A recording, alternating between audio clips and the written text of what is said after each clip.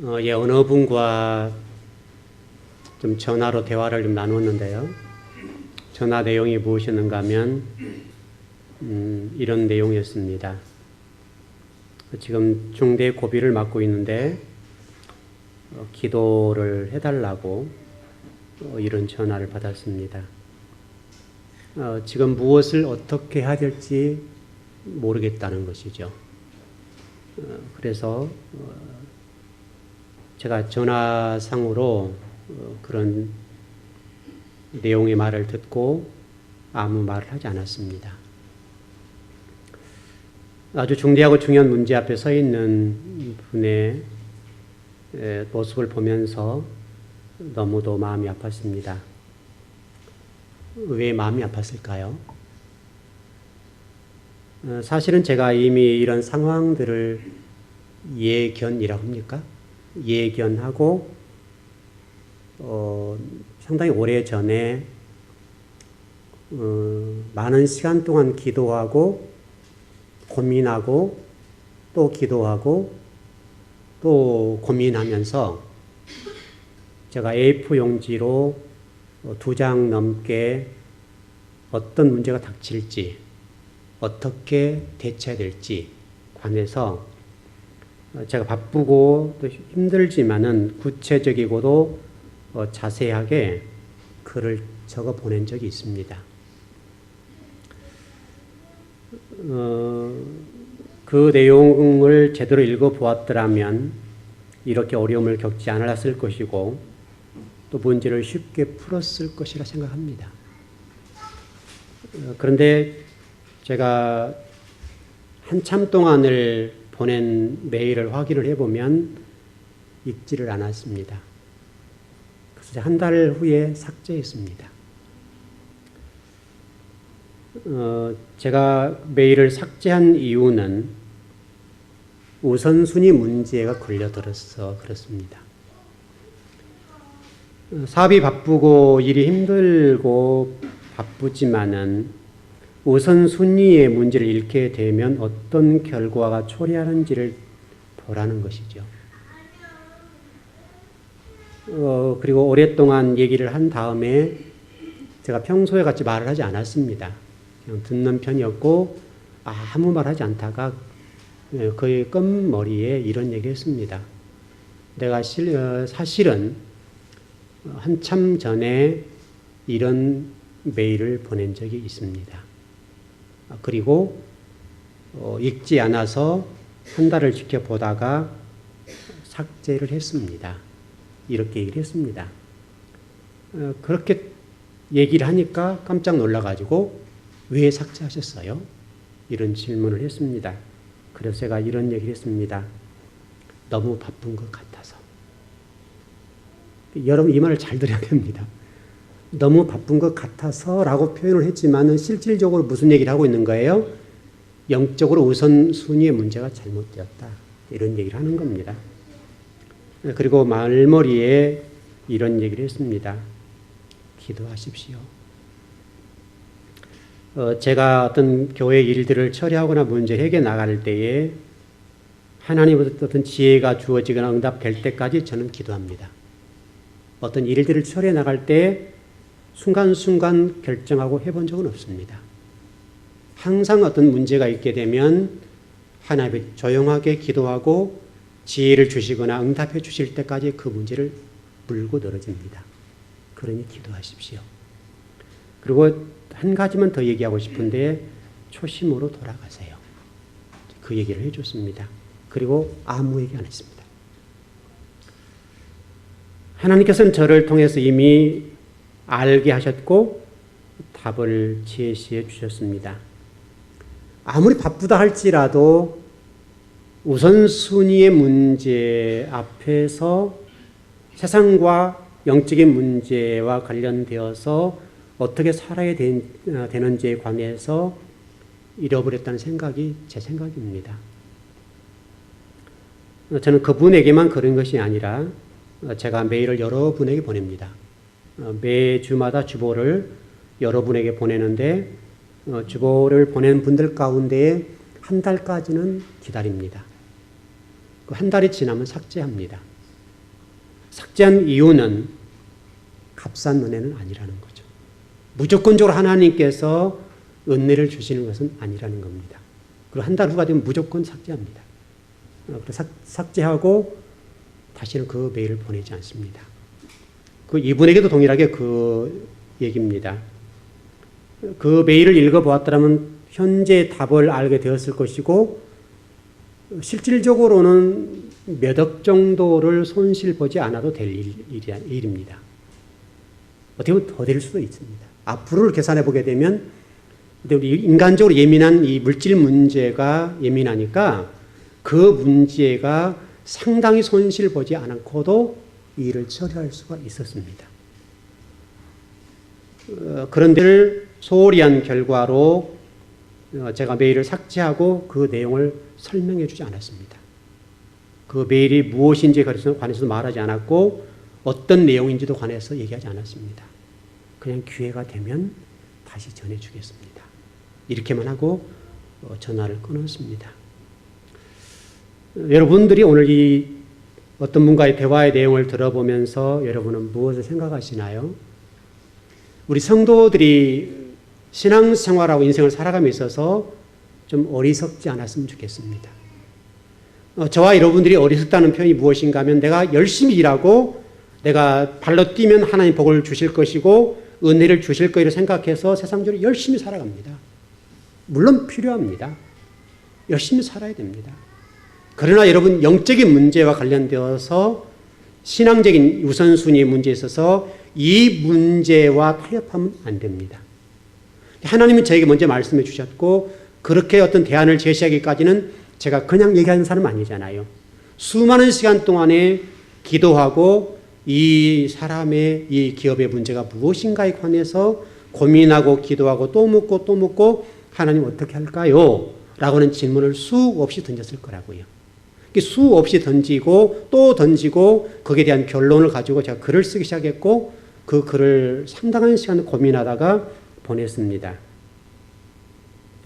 근데 문제는 이제 성도들인데 여러분도 동일한 문제이지만은 이렇게 하나님 먼저 말씀하시고 먼저 대안을 제시한 부분에 관해서는 우리가 소홀히 한다 이 말이에요. 문제가 닥치기 전에 하나님이 이미 우리에게 알게 하실 거예요. 분명히. 여러분도 어떤 문제가 있거나 어떤 삶을 살아가는 데 있어서 어떤 문제가 발생하기 전에 이 강단을 통해서 분명히 그런 사인을 주실 거라고요. 근데 문제가 딱 부딪히고 물질적인 손실이 오기 시작하니까 살려주세요 하고 전화를 하더라 이 말이죠. 그리고 제가 메일을 이번 이제 금요일 날 보냈는데 이번에는 바로 이어서 봤습니다. 이해되셨죠? 문제가 닥쳤을 때에 문제를 해결하려고 한다면 그것은 상당한 대가를 지불해야 됩니다. 그래서 여러분들의 지혜와 지식이라고 하는 것이 상당하고 똑똑하지만은 하나님의 지혜와 하나님으로 공급되어지는 어떤 그런 부분과는 게임 자체가 되지 않는다 이 말이죠. 아무리 똑똑하고 아무리 잘나서도 하나님으로부터 내려지는 어떤 지혜와 하나님으로부터 내려지는 그 어떤 것에 관해서는 우리가 경쟁이 대단합니까? 뭐랍니까? 그런 건 될 수가 없다 이거죠. 제가 일전에 여러분 갈라디아서 5장의 설교를 하면서 성령의 열매 가운데 자비라고 하는 설교를 한 적이 있습니다. 그래서 이 자비라고 하는 것이 우리가 일반적으로 알고 있는 자비와 다르게 제가 해석을 해 주었거든요. 여러분 기억나실지 모르겠습니다. 하여튼 올해 그랬습니다. 올해 설교했습니다. 4월달 정도나 그 정도 된 것 같습니다. 이렇게 내용을 제가 전개했었습니다. 자비라고 하는 것은 불교적인 용어인데 우리 기독교 안에도 그런 부분이 보여진다. 그리고 유교적인 입장에서는 인내라고 표현하게 되고 기독교에서는 그것을 사랑이라고 표현한다라고 정의를 여러분 해드렸습니다. 그래서 우리가 실질적으로 어떤 자비를 베푼다는 측면에서 보게 되면 이런 개념을 가지고 있거든요. 내가 가진 자로서 없는 자를 돕는다라고 하는 전제가 포함되어 있는 거예요. 그러나 이것은 절대 자비가 아니라는 거예요. 왜냐하면 자비라고 하는 게 뭡니까? 사랑이라고 그랬기 때문에 사랑이 뭡니까?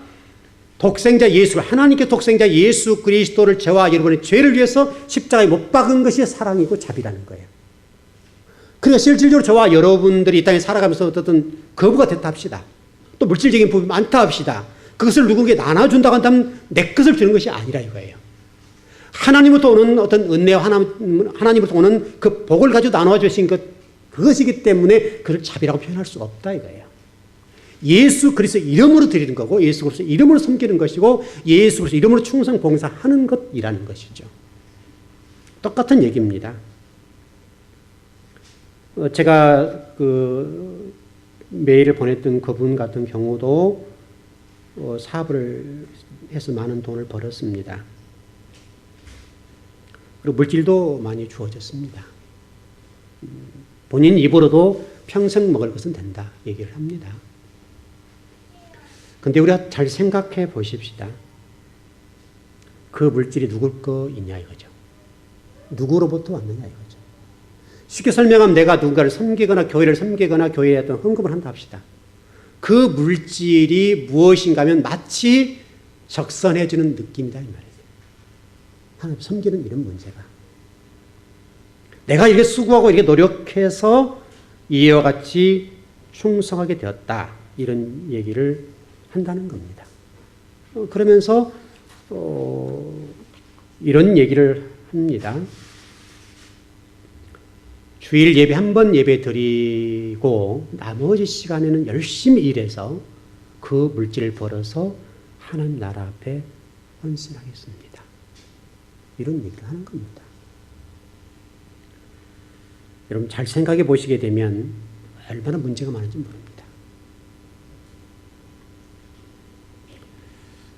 분명히 하나님 나라와 의를 위해서 산다고 얘기하고 있고 하나님을 위해서 충성한다고 하는데 본질이 없어졌습니다. 본질을 잊어버린 거예요. 여러분 하나님이 쉽게 좀 표현상 거칠지 모르지만 불쌍한 어떤 거지는 아니라 이 말이죠. 하나님 앞에 이 적선하고 물질을 드리는 이 부분이 그가 저는 감동할 것 같냐 이거예요. 여러분이 가지고 있는 재산을 전부 다 드려도 하나님 감동하지 않습니다. 하나님이 원하신 것은 하나님 앞에 예배하는 자를 원하시고 그 예배하는 성도가 조금의 어떤 몸짓하는 그것을 원하신 것이지 여러분이 예배 없거나 하나님 중심적으로 살지 아니하고 하나님의 창조 목적대로 살지 않는 그 어떤 삶도 하나님이 원하는 것이 아니라는 거예요.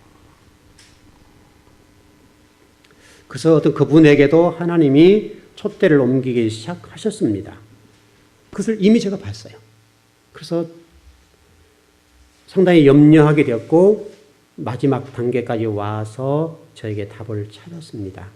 답은 얘기해 주지 않았습니다. 왜냐하면 그와 같이 한 이유는 너무나 하나님의 은혜를 쉽게 생각하기 때문에 그렇습니다. 여러분들이 목사님 너무 야속하네요 라고 할지 모르지만 냉정하게 대처하셨네요 라고 할지 모르지만은 그런 건 아닙니다. 이미 수없이 얘기를 해 주었고 또 수없이 그런 사인을 얘기를 했었습니다. 여러분들이 혹시라도 바쁘다는 일 때문에 내가 열심히 돈 벌어서 하나님 나라를 위해서 일하겠다라고 하는 그런 목적으로 예배를 소홀히 한다면 그 소홀히 하는 그 예배 때문에 여러분 앞에 분명히 어떤 문제가 닥칠 겁니다. 그건 틀림없는 사실입니다. 그러나 여러분들은 그것을 잘 알지 못하고 느끼지 못할 뿐인데 어느 순간 딱 보게 되면 돌이킬 수 없는 상황이 될 거라 이 말이죠. 많은 대가를 지불하고 나서 그때야 뜨겁다 이렇게 하게 되더라 이 말이죠. 여러분 오늘 예배를 드리면서 여러분에게는 이런 일이 절대로 오지 않았으면 좋겠습니다. 정말로 여러분들이 인생을 살아가면서 그런 문제 앞에 와가지고 목사님 살려주세요. 목사님 답을 주세요. 라고 얘기하는 단계는 가지 말자. 이미 그 전에 돌아서서 하나님 앞에 충성스럽고 예배에 최선을 다하는 그런 성도가 되어야 된다는 말이죠. 이분의 문제는 가장 문제가 뭐냐면 예배 문제입니다. 예배를 잘못 드리게 되고 예배를 소홀히 하게 되고 예배를 쉽게 생각하게 된다 이 말이죠. 완전히 예배를 인본주의적인 입장에서 핵처리를 해버린 거예요. 그러나 여러분 절대적으로 예배 없는 헌신이라고 하는 것은 하나님 앞에는 용납이 되지 않습니다. 좀 표현이 어쩔지 모르겠습니다만은 안 꼽는 찐빵이라고 그럽니까? 그와 똑같은 겁니다. 안 꼽는 찐빵과 같은 것이다. 하나님은 누구를 찾고 계시냐면 예배하는 자를 찾고 계십니다. 예배하는 자를 하나님께 찾고 계시지 여러분이 충성하거나 봉사하거나 헌신하는 그것 때문에 하나님 감동한 일은 없다 이거예요. 물론 그 부분을 기다리고 계시는 건 사실이지만 먼저 예배하는 것을 원하신다. 먼저. 여러분 유대인들이 인사할 때 샬롬 이렇게 인사하죠. 근데 우리가 알고 있는 그것과 좀 다르게 이 사람들이 무엇을 궁극적으로 지향하고 있는가를 우리는 알아야 된다는 말이죠. 그 사람들이 샬롬이라고 하는 인사 속에서 그냥 평안하세요, 평강하세요라고 하는 목적으로 인사한 건 아니라 거죠. 우리 삶의 어떤 목적이랄까요? 삶의 방향성에 관해서 우리 어떻게 살아야 합니다라고 인사하고 있다는 사실을 우리는 간과해서는 안 됩니다. 유대인들은 철저하게 하나님의 관점에서 인사를 주고받습니다. 그것을 주목해 봐야 됩니다. 여러분 오늘 본문 특별히 오늘 5절을 중심으로 말씀을 전개해 보려고 그러는데 오늘 5절을 잘 보시게 되면 사도 요한이 인사말을 하게 되는데 아주 독특한 인사를 하고 있습니다. 현재적인 관점에서 미래지향적인 관점에서 신의 관점에서 이 세 가지 관점에서 인사를 하고 있다는 거예요. 그래서 우리가 인사하고 있는 인사와는 전혀 달라요. 현재의 관점에서 또 신의 관점에서 미래지향적인 관점에서 인사하고 있다는 사실을 주목하고 우리가 어떻게 인생을 전개하고 어떤 사고와 가치관으로 살아야 될지에 관해서 설명하고 있습니다. 너무나 중요한 기도라고요. 그래서 오늘 서문에 보면 이런 인사가 있습니다. 예수 그리스도로부터 오는 은혜와 평강 이렇게 설명은 되고 있습니다. 어떻게 보면 오늘 이 본문은 요한계시록 전체의 요약이라고 얘기할 수 있습니다. 너무 중요한 말씀이라는 것이죠. 여러분 지금 세계를 지배하고 있는 패권이 누구에게 있습니까? 어느 나라에 있냐고요? 미국에 있습니다. 여러분 미국을 가만히 보시게 되면 누가 시키지도 않았는데 이라크를 공격하고 시리아를 간섭하고 전 세계에서 사사건건 간섭을 합니다. 북한에 대해서 너희들 이렇게 하지 마라고 간섭하기도 하고 전혀 관계없잖아. 실질적으로는 미국과 전혀 관계없는 얘기인데 자기가 힘을 가지기 때문에 너희를 그러지 마라 하고 이 압력을 가하는 거죠. 어떤 경우는 전투기와 다양한 무기를 동원해서 공격해서 초토화를 시켜버립니다. 왜냐하면 미국이 패권, 세계를 지배하고 있기 때문에 그래요. 여러분이 요한계시록 사도 요한이 성경을 기록했을 때 패권은 누구에게 있었습니까? 로마에게 있었습니다. 그런 얘기입니다. 로마가 지금 패권을 가지고 있었는데 그때 굉장히 제국주의 통치는 매력적이었습니다. 한 가지만 빼면 황제 숭배를 제대로 하고 예수 그리스도를 믿는 그것만 빼버리게 되면 너무나 매력적인 제국주의였다 이 말이죠. 이 패권의 힘이.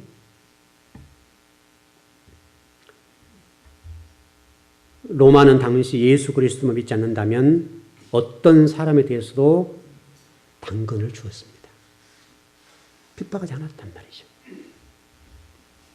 여러분 그 미국의 라스베가스라고 하는 곳에 가서 보면 저도 들은 얘기입니다만은 좀 도둑도 없대요. 좀 도둑이 없대요.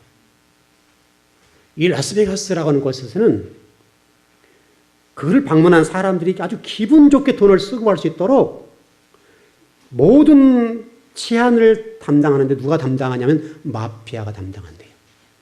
마피아가 담당해서 오는 손님들로 하여금 마음껏 기분 좋게 돈을 쏟아붓고 가게끔 해버린다. 그럼 여러분 그 마피아가 치안하고 있는 이 부분이 평안합니까? 일시적으로 평안하게 보이지만 진정한 평안이라고는 할 수가 없잖아요. 악이 지배하고 있는 거잖아요. 마치 로마 시대도 똑같다 이 말이죠. 마피아가 치안을 유지함으로 좀도둑이 없다고 한다면 그것은 진정한 평화라고 할 수는 없습니다. 로마가 지배하던 시대에도 초대교회 성도들에게 두 가지 측면에서 심각한 공격이 있었습니다. 하나는 무엇인가 하면 영적인 생명력을 상실함으로 주어지는 혜택. 이것을 추구할 것이냐. 다시 설명하면 예수 그리스도를 믿지 않고 주어지는 어떤 그 복을 가지고 살 것이냐. 두 번째는 그 모든 걸 포기하고 예수 그리스도를 구자 주님을 믿으면서 박해받고 핍박받고 살 것이냐. 이 두 가지의 공격이 있었습니다. 그래서 많은 사람들이 배교하게 되고 많은 사람들이 교회를 떠나고 신앙을 떠나고 예수 그리스도를 떠나서 물질적인 풍요를 누렸습니다. 또 어떤 성도들은 그 모두를 포기하고도 예수 그리스도 생명처럼 여기고 죽어져가고 핍박받고 또 환난당하고 고난받으면서 꿋꿋하게 그런 성도가 있었다 이 말이죠. 바로 이 얘기를 우리 주님께서 하고 계시는 겁니다. 이런 두 가지 공격 앞에 초대교회 성도들이 어떻게 살았는지를 보면서 진짜 성도와 가짜 성도에 관해서 명확하게 지금 성경이 설명해 가고 있다는 것을 우리에게 지금 보여주고 있다는 거예요. 우리가 꼭 알아야 될 것은 평강이라고 하는 것은 전쟁이 없고 환난과 고난이 없는 것을 진정한 평강이라고 말하지 않는다는 거예요. 비록 힘든 부분이 있고 때로는 진리 때문에 때로는 예수 그리스도 때문에 때로는 말씀 때문에 핍박을 당할 수 있겠는데 그 핍박을 당하면서 꿋꿋하게 그러는 그 성도를 바라보거나 또 그 진리 말씀을 딱 보는 순간에 아 이런 성도 있구나 나도 이렇게 그래야 되겠네 라고 하는 것이 요한계시록이라는 겁니다.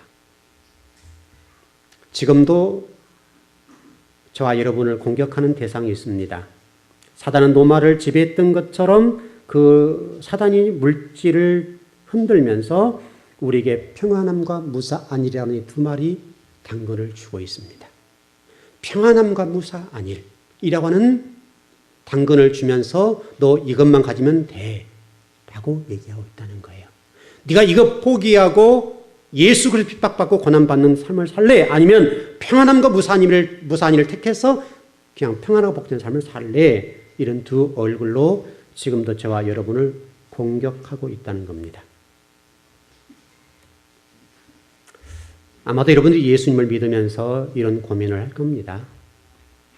왜 나는 예수님을 믿으면서 이렇게 어렵게 이 힘든 길을 걸어가는가?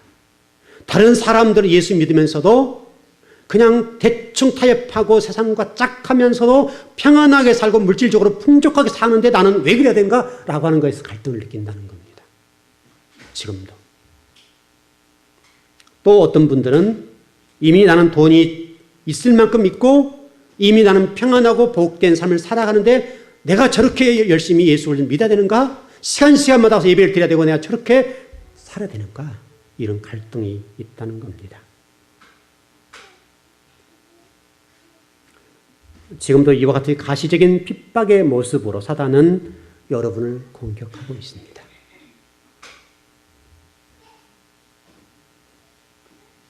여러분 요한계시록을 읽으면서 우리는 이 속에서 저와 여러분을 발견할 수 있어야 됩니다.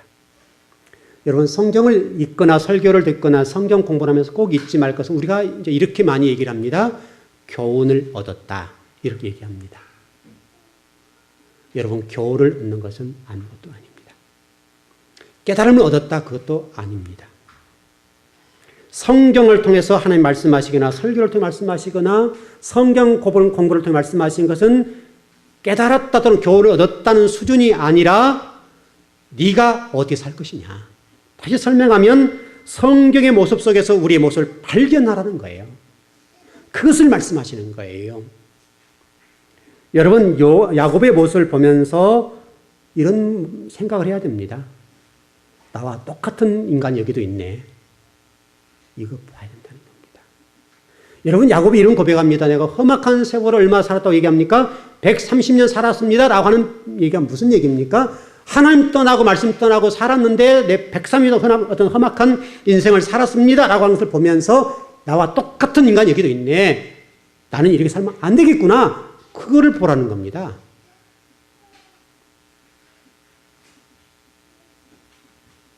만일에 야곱의 인생을 보면서 참 못된 인간이다 이렇게만 얘기할 것이 아니라 또 뭐 교훈을 얻었네 라고 얘기할 것이 아니라 이렇게 살면 안 되겠구나 라고 돌아서서 진리 중심으로 하나님 중심적으로 여러분 인생이 돌아서지 않는다고 하면 아무것도 아니다 이거예요. 지금 이 시간에 여러분 설교를 듣고 또 뭐 설교 내용 가운데 은혜를 깨달을지 모르지만은 그거 가지고는 안 된다 이거예요. 여러분들이 그것을 느끼면서 제가 어떤 분의 얘기를 했는데 그 어떤 분의 얘기를 듣고 그런 인간이 있어 라고 할지 모르지만은 여러분이 그 속에서 나를 봐야 된다 이 말이에요. 그리고 여러분 알아쓰지 않는다 하면 그런 설교는 의미가 없는 거라 이거예요. 그럼 여러분도 똑같은 그 길을 걸어가게 될 거죠. 여러분 요셉이나 욥을 보면서 이런 고민을 해야 됩니다. 어쩌면 저렇게 나와 똑같은 인간이 또 있는가? 그거 보셔야 됩니다. 그러라고 성경이 인물을 기록해 놓은 것이지 나열순으로 우리 하나님께서 성경을 기록해 놓은 게 아니라고요. 그렇게 나열할 필요가 없잖아요. 그냥 함축해서 한마디 딱 하면 끝날 것을 가지고 요셉도 기록해놓고 야곱도 기록해놓고 뭐 욥도 기록해놓고 또 수많이 앞에 거역한 사람도 그려놓고 또 뭐 어떤 뭡니까? 어떤 신앙적으로 산 사람도 자세히 기록해놨는데 그가 뭐 하자는 거예요? 하나님이 뭐 페이지가 없어 쓸 말이 없어 그런 거 기록했냐 이 말이죠. 그런 건 아니라 이 말이죠. 요셉과 욥이라는 사람이 어떻게 고난을 극복해 보았는가, 어떻게 고난을 대처했는가를 보면서 나도 이렇게 되겠구나. 이걸 배우라는 거예요. 이걸 배우라는 거예요. 요셉과 같이 고난을 처리해 놓으면 후유증 없이 고난을 해결할 수 있겠구나 라고 보는 것이 요셉이고, 욥처럼 고난을 처리하게 되었을 때는 이렇게 처리가 되었다 할지라도 나에게 고난이 온다는 거, 어려움이 온다는 것을, 후유증이 있다고 하는 것을 배우라는 거잖아요.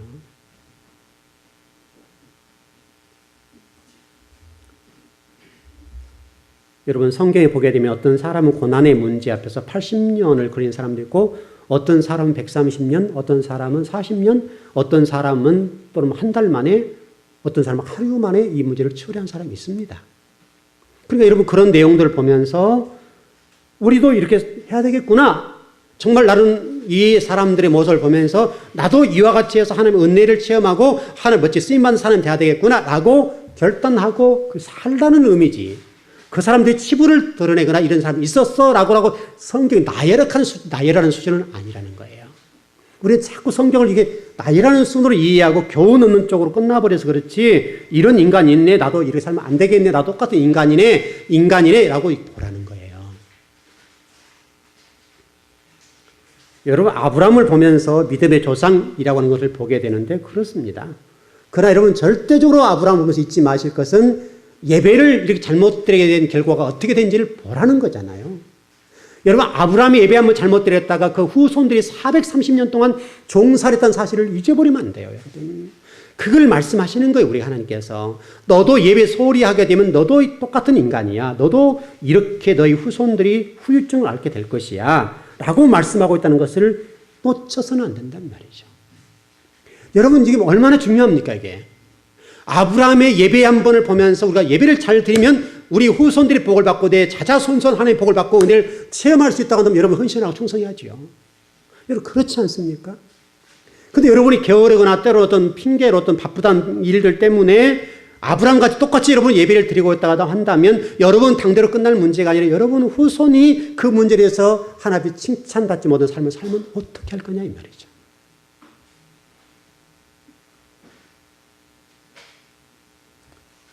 우리가 아브라함의 이야기를 읽으면서 이런 깨달음과 회개가 없다고 한다면 성경 말씀은 아무것도 아니에요. 그냥 이 성경이 아무런 능력이 없는 거예요. 아브라함의 예배는 지금 이 시대를 살아가는 성도들에게도 너무나 중요한 메시지를 던져주고 있습니다.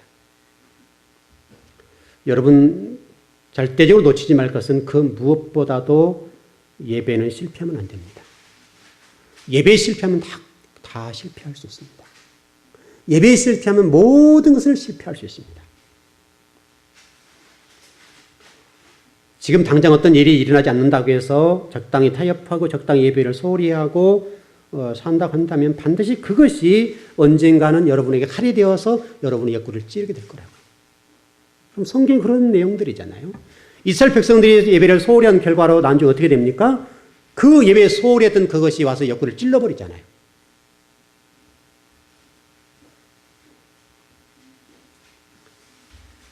여러분 모세를 통해서 배울 수 있는 것이 무엇입니까? 모세가 80년 동안 훈련을 받았는데 우리도 이와 같이 속기 훈련을 통과해야 되겠구나. 그리고 모세를 통해서 배울 수 있는 것이 우리의 모든 이력서를 내려놓아야 되겠구나. 그리고 하나님이 말씀 주시는 대로 그 말씀을 입에 물려주신 대로 살아야 되겠구나. 그거 배워야 되는 것 아니냐 이 말이죠. 아마 여러분 오늘 이 예배를 듣고 또 설교를 들어도 여러분은 여전하게 여러분이 살아왔던 방법대로 또 살 겁니다. 그러면 답이 없습니다. 여러분, 저의 입술을 통해서 여러분이 들려주신 이 하나님의 음성이 여러분 듣기에 그러려고 할지 모르지만은 살아보시면 압니다. 왜냐하면 성경이 그것을 우리 증거해주고 있고 증명하고 있기 때문에 그렇습니다. 그래서 여러분들이 설교를 듣거나 예배를 드리거나 성경을 공부하거나 성경을 읽거나 할 것 없이 그 읽고 듣고 배운 것을 가지고 여러분 삶 속에 적용하고 이런 인간처럼 살면 안 되겠네 라고 결단하지 않는다고 한다면 그것은 그냥 하나의 소설책 있는 것에 불과하다고요.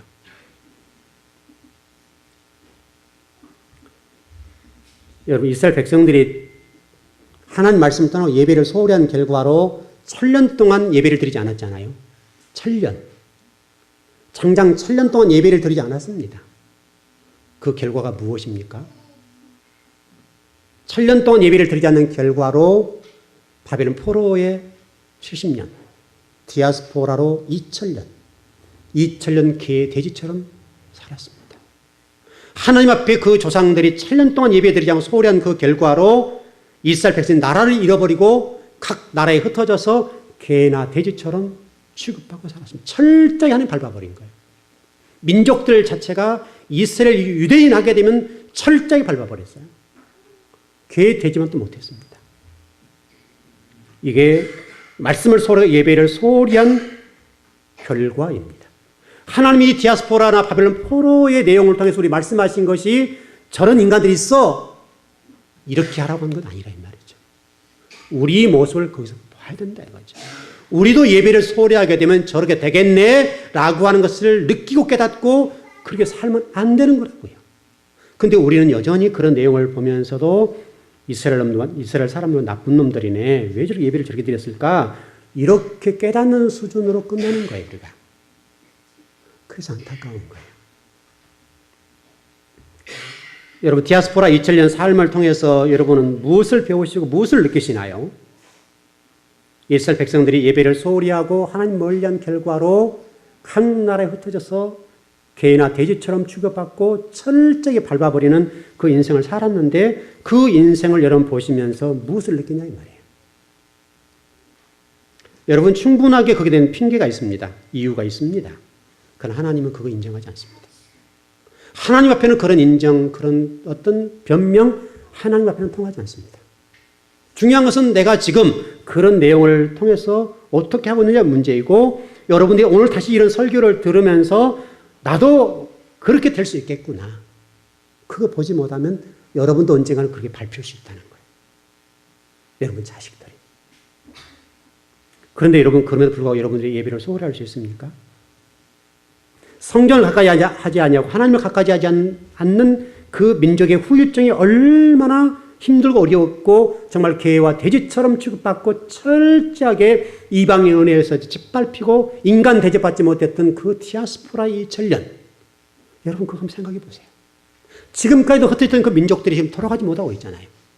지금은 고토로 돌아가서 돌아가는 운동이 벌이고 있지만 지금까지도 못 돌아간다고 지금까지도. 각 세계에 흩어져서.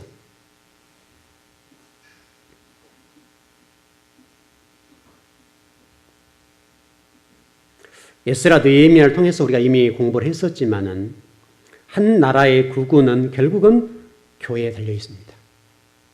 하나님 사람들이 달려 있다고. 오늘 예배드리는 여러분이 어떻게 하나님 예배 드리는가? 우리 즐거운 교회가 어떻게 예배 드리냐에 따라서 우리 민족의 미래가 달려 있을 수도 있다고요. 여러분 유대인들 가운데 정통 유대인들이 3% 정도 됩니다. 근데 유대인들은 이 정통 3%의 유대인들을 국가에서 입혀주고 먹여주고 교육하고 다 생활을 책임져 줍니다. 왜 그러겠습니까? 그들이 디아스포라 2000년 사는 동안에 하나님을 믿는 하나님을 예비하는 사람들이 절박하게 필요하다고 하는 것을 깨달았기 때문에. 그래서 여러분 아시는 것처럼 이 검은 옷에 검은 모자 쓰고 다니는 사람들이 있잖아요. 그 사람들이 정통 유대인, 정통 종교인들이에요. 그래서 그 사람들에게 이스라엘 나라가 모든 먹고 사는 문제를 책임져 줍니다. 근데 실질적으로 그들 때문에 유대인이 지탱하고 있는 거란 말이죠. 그걸 알기 때문에 지금 정부에서 다 대주는 거예요. 여러분이 혹시나 우리 교회에서 말씀을 들을 때 딱딱한 말씀만 전하고 여러분의 비유에 맞추지 않는 설교를 하기 때문에 아예 좀 비유 좀 맞춰준 설교를 했으면 좋겠네. 유로 좀 바꾸고 가고 크리스찬으로 좌절하고 힘들게 왔는데 또 예배드리라고 하니 참 딱딱하게 하신다. 참 목사님 대단하다. 혹시 그런 생각 있으시나요?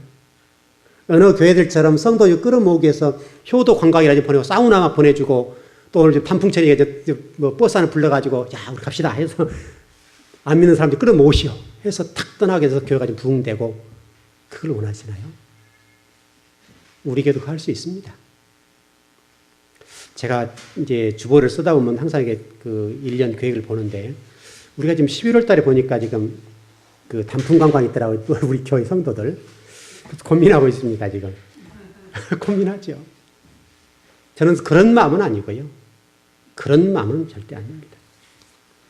근데 만약에 사우나 보내고 효도 관광 보내주고 그런 것 때문에 교회가 부흥되어서 성도를 끌어모으는 목적으로 만일에 그렇게 되어 간다면 어떻게 보면 좋을 수도 있겠지만은 너무나 인간적으로 간다 이 말이죠.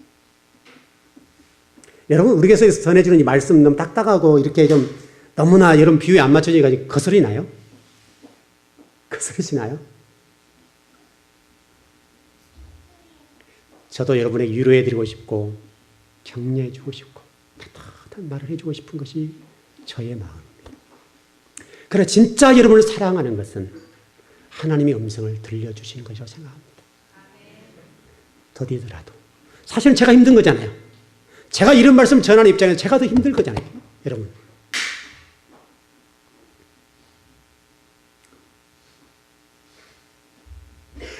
우리가 다바로 성경을 공부하면서 서너 권을 따먹을 수밖에 없는 나약한 인간이라고 하는 것을 폭로한다라고 설명하면서 하나님의 은혜가 주어지지 않는다면 우리는 영원 죽을 수밖에 없다는 공부를 했었습니다. 여러분들 오늘 또 예배를 드리면서 그냥 예배 시간이기 때문에 와서 앉아 계셨고 예배가 끝나면 돌아간다. 이런 생각을 가지고 예배를 오셨다고 한다면 여러분들 많이 고민해야 될 겁니다. 여러분 그러지 않습니까? 성경 구절 한 구절이라도 오늘 설교 가운데 한 부분이라도 여러분 깨닫고 느끼게 되었다고 한다면 저런 인간이 나네 라고 생각이 된다면 우리는 그렇게 살면 안 됩니다. 이것이 기회이고 어떻게 보면 마지막일 수도 있습니다. 제가 모두 말씀드렸던 그 어떤 분에 관해서 수없이 길을 제시해 주었습니다. 모든 길을 다 안내해 주었습니다. 사업을 성공할 때까지 다 인도해 줬습니다.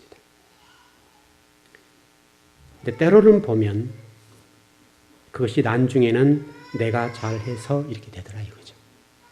하나님이 은혜를 주셔서 되는 부분들을 놓쳐버린 경우들이 있습니다. 오늘 여러분 이 요한계시록 1장 5절을 중심 말씀을 전한다고 그랬는데 이것은 실질적으로는 시편 89편의 말씀을 그대로 인용한 말씀입니다. 시편 89편의 내용을 읽어보면 시간이 없으니까 설명 다 드릴 수는 없습니다만은 예수 그리스도의 오심에 관해 설명하고 있습니다. 여러분 초대교회 성도들이 고난받고 핍박받고 패권을 가진 로마로부터 대항하면서 진리를 사수하고 예비를 사수하면서 가는데 그때 사도 요한이 이 말씀을 딱 전했을 때 그들은 이미 시편 89편을 딱 떠오르면서 예수 그리스도라고 힘을 딱 얻었다고요. 그래서 그 한마디 때문에 은혜와 평강을 누리고 살아버린 거예요. 물질과 이런 것들 전혀 관계없이 예수 그리스도가 십자가 못 박혀 돌아가시고 부활하신 그 예수 그리스도가 우리 왕이셨단다 라고 하는 말씀을 딱 듣는 순간에 그들이 평강을 누리고 은혜를 누려버려서 로마로부터 저항하고 그 핍박 속에서도 살아낼 수가 있었다고요.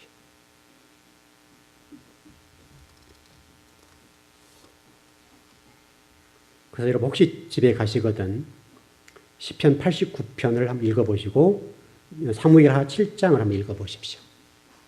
이런 얘기가 그대로 나와 있습니다.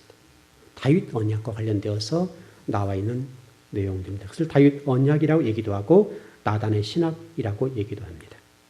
이미 성경이 증명하고 있는 것처럼 여기서 언약한 내용들은 그의 손자 되었을 때 이미 끝났습니다. 그러니까 지금 하나님이 이 말씀을 통해 말씀하신 것은 다윗의 후손 가운데 이 언약한 내용들은 예수 그리스도를 말씀하신 것이라는 사실을 우리는 압니다.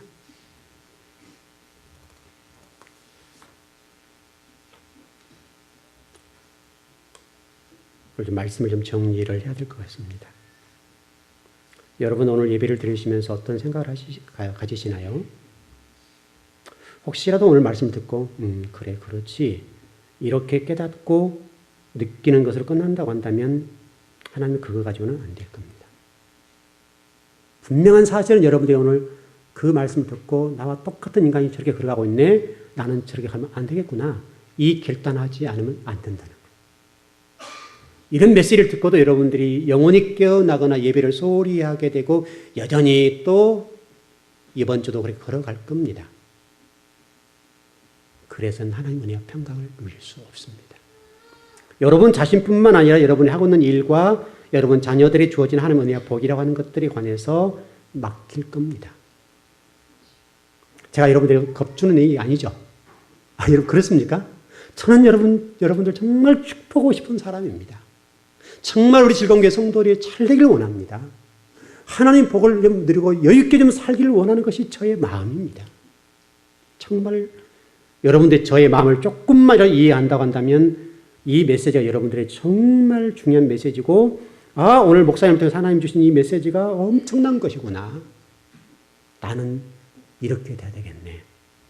이렇게 여러분이 영혼을 돌리시고 마음을 돌리셔서 여러분이 그동안 걸어왔던 방법대로 살지 마시고 아무리 바빠도 예배하는 것과 아무리 바빠도 세상과 타협하지 말고 진리와 타협하지 말고 먼저 예배드리는 삶을 사시길 바랍니다. 그거 하라는 겁니다. 그거 하기 위해서 오늘 저를 세우셨고 그것을 통해서 여러분의 미래가 보장된다고 말씀하시니까 여러분도 어떤 사람처럼 끝에 와서 목사님 어떻게 할까요? 라고 묻지 말자 이거죠. 그럼 그때는 아무리 해답을 주어도 돌이키는 데는 엄청난 대가를 지불하게 됩니다. 그것을 깨닫고 여러분들의 제가 물질적인 측면을 본다면 엄청난 물질을 제가 여러분들 부어주는 것이고 환산할 수 없는 것들, 계산할 수 없는 것들을 하나님 저희 입을 통해서 오늘 여러분 선물해 주시는 겁니다. 오늘 그 복을 꼭 누리길 바랍니다. 기도하겠습니다.